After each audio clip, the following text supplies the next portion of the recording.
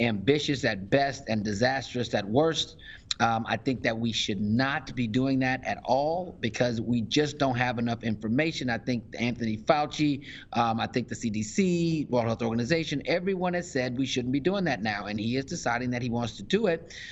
I don't. I think that it should be in a phased approach, in a three-phase approach. But I just don't think that that phase one should start anytime soon. I think that's the issue. So he is leaving it up to the governors. Tell us about the governor in your state. We know you're part of the task force. Tell us what's happening you're in New Orleans right now, are you? Yes, I'm in New Orleans, Okay. and the governor has several cities have pushed their reopening date back. New Orleans was supposed to be April 30th. Now we pushed it back to the middle of May. Our mayor has actually stopped Jazz Fest and stopped saying that we're not going to have any of those types of events until 2021, with a lot of pushback. A lot of pushback from that, but still, that's what she is proposing. The governor still has not moved reopening past and the stay-in order past the 30th of April, but I think that he will probably move it till May 15th, 16th, and then reevaluate. And we've already said that we're going to keep schools closed for the remainder of the year, just open back up in the fall, and that's the plan. I think anyone that's hastily doing this, I hope that if they do it, that we're wrong. I really hope that we are, because herd immunity is going to take a while, and what herd immunity is that enough people actually get the disease so that it's hard for other people to get it, and also it could be herd immunity if we get a vaccine, which is no time soon. We have lots of medicines in clinical trials, Ranafin, Diamox, all types of antiretrovirals, but the point is that right now we don't have a cure, and that's the bottom line, and if we do it too fast, it's going to be bad. How are things where you are? Getting worse, it sounds like. Yeah, well, basically what we're seeing is we're seeing less testing being done, which means we're going to see less cases, right?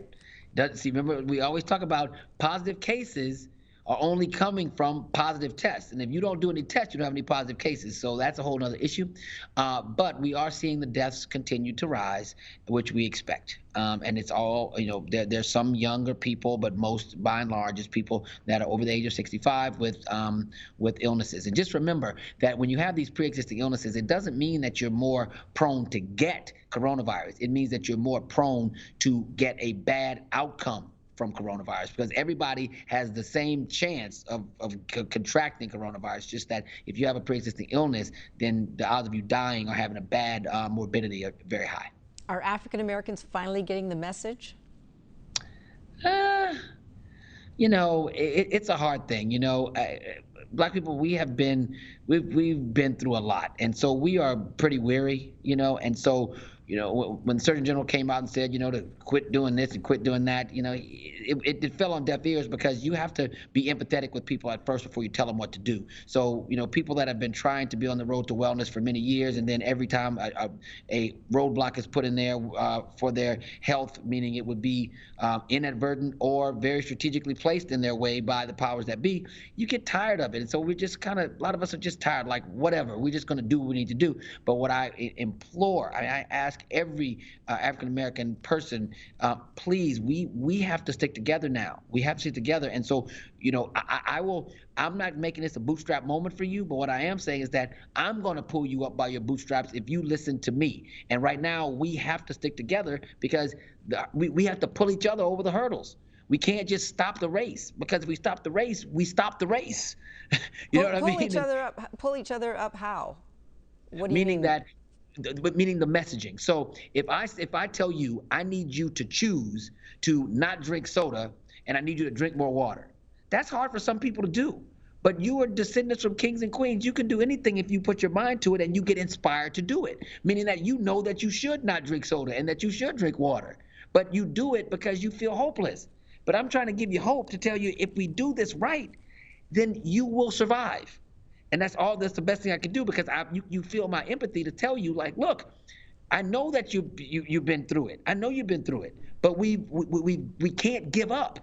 We can't give up. We have to keep on keeping on, or our grandmothers are going to die, and we won't have our grandmothers and grandfathers. We lose a whole culture, so we'll lose a whole race. Like I meant, if we lose the race, so we have to keep going, and it takes people like you, and takes people like me to inspire us to move. Because if we're not inspired to move, we're stagnant.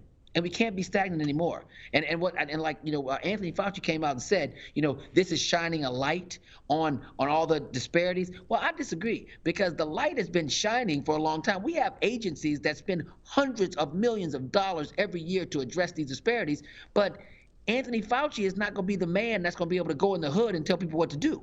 You have to have the messaging right. And so a light has been there, but it's just a dimly lit candle. And what now we're seeing is a LED floodlight on the problem. And so the money is going to have to be there, and it's going to take a lot of courage from African Americans to say we can get through this.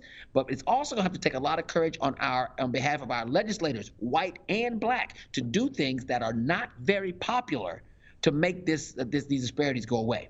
Absolutely. So what about the task force that the governor made you head of for African American research? Anything happening with that? Yes, so we have a lot of things going on. We are very concerned about the sickle cell status of our state. I find that there's going to be a fine thread that has been interwoven between all of this Black death, and I just don't think that it's just the pre-existing illnesses. I think it's something else, and our goal is to try to find it. So we're putting the resources behind trying to find the common denominator of the things that are making African Americans die.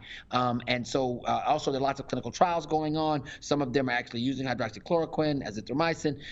But there's the study that came out of France the other day is very horrible. You're talking about hydrochloroquine, because basically they had, and the data is pretty good. It's a published study, not peer reviewed yet, but they had about 80 people on each arm of the study in the ICU.